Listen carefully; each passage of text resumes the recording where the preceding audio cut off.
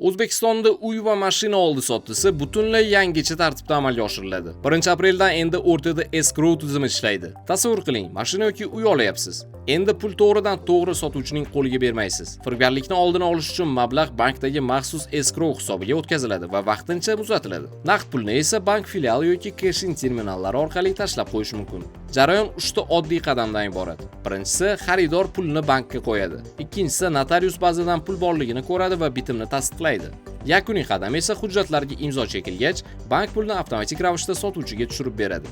Eng qizig'i, bank xizmati uchun biz qancha to'laymiz? Ko'chmas mulk uchun komissiya eng ko'pi bilan 206 ming so'm. Avtomashina uchun esa 103 ming so'mgacha. Agar ikkala tomon bitta bankdan foydalansa, komissiya faqat bir marta olinadi. Eng zo'r joyi shundaki, agar savdo o'xshamay qolsa yoki bitim bekor qilinsa, pulingiz hech qanday komissiyasiz to'ppa-to'g'ri o'zingizga qaytariladi. Escrow tizimi bo'yicha sizning fikringiz esa qanday? Javobingizni albatta izohlarda yozib qoldiring.